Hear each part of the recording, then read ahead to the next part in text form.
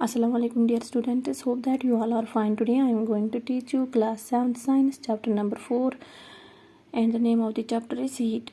Today our topic is laboratory thermometer. आप जल्दी से अपनी बुक निकालिएगा साइंस की और पेज नंबर 43 निकालिएगा। तो आज का हमारा टॉपिक है लेबॉरेटरी थर्मोमीटर, यानी कि हम लेबॉरेटरी थर्मोमीटर के बारे में आज जानेंगे। How do we measure the temperature of other objects, यानी कि दूसरे ऑब्जेक्ट्स का टेम्परेचर हम किस तरह से मेजर करते हैं। For this purpose there are other thermometers, यानी कि इन पर्पस के लिए, इसके लिए हम यानी कि दूसरे ऑब्जेक्ट्स का टेम्परेचर मेजर करने के लिए हम दूसरे किस्म के थर्मोमीटर्स का इस्तेमाल करते हैं। यानी कि क्लिनिकल थर्मोमीटर को हम सिर्फ किस लिए इस्तेमाल करते हैं, बॉडी टेम्परेचर के लिए, ह्यूमन बॉडी टेम्परेचर मेजर करने के लिए। तो जो दूसरे ऑब्जेक्ट्स हैं उनके लिए हम दूसरे किस्म के थर्मोमीटर्स का इस्तेमाल करते हैं। One such thermometer is known as laboratory thermometer. तो इनमें से जो एक थर्मोमीटर है जिसके ज़रिए हम किसी ऑब्जेक्ट का टेम्परेचर मेजर करते हैं, इसको हम लेबॉरेटरी थर्मोमीटर कहते हैं। The teacher will show this thermometer, look it carefully and note the highest and the lowest temperature it can measure। तो यहाँ पे लिखा है कि आपकी टीचर आपको दिखाएगी।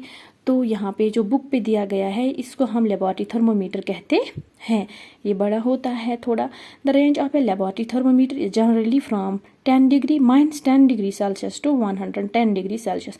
यानी कि जो लेबॉरेटरी थर्मोमीटर होता है इसकी जो रेंज होती है -10 डिग्री से लेके 110 डिग्री सेल्सियस तक होता है इसका रेंज। यानी कि ये -10 से 110 तक टेम्परेचर को किसी ऑब्जेक्ट का टेम्परेचर को मेजर कर सकता है। Also figure 4.4 also as you did in the case of the clinical thermometer find out how much a small division on this thermometer readers. यानी कि जिस तरह से हमने यहाँ पे किया था 4.2 में, इस एक्टिविटी में हमने क्या किया था कि इसके जो डिवीजन्स है वो कितने हैं, जो बीच के डिवीजन्स है, तो वही हमें देखने हैं। तो यहाँ पे also as you did in the case of the clinical thermometer, यानी कि क्लिनिकल थर्मोमीटर में जो हमने डिवीजन्स देखे थे वो कितने थे, वो 5 डिवीजन्स थे। तो यहाँ पे भी हमें इसको रीड करना है कि दो जो डिग्रियाँ हैं इनके बीच में जो डिवीजन्स है वो कितने हैं, बड़े बड़े 2 मार्क्स के बीच। तो यहाँ पे जो डिवीजन्स है वहाँ पे क्लिनिकल थर्मोमीटर में 5 थे, तो यहाँ पे कितने होते हैं डिवीजन, छोटे छोटे 10 डिवीजन्स है। तो हम 1/10 भी लिख सकते हैं। You would need this information to read the thermometer correctly. तो आपको ये अच्छे से जानना चाहिए कि दो जो ये सेल्सियस डिग्रियाँ जो है इनके बीच में कितने डिवीजन्स है छोटे छोटे। तो अगर हम देखेंगे 100 से लेके 90 तक, यानी कि 90 से लेके 100 तक कितने डिवीजन्स है, 10, यानी कि 10 डिवीजन्स है हर 2 सेल्सियस डिग्रियों के बीच में, यानी कि 10 डिवीजन्स है। Let us now learn how this thermometer use.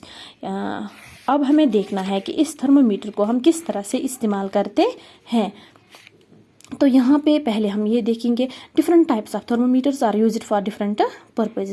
यानी कि बहुत सारे थर्मोमीटर जो है अलग किस्म के, तो उनको हम अलग पर्पज़ के लिए, यानी कि अलग चीज़ों के लिए इनका इस्तेमाल होता है, अलग अलग कामों के लिए इनका इस्तेमाल होता है।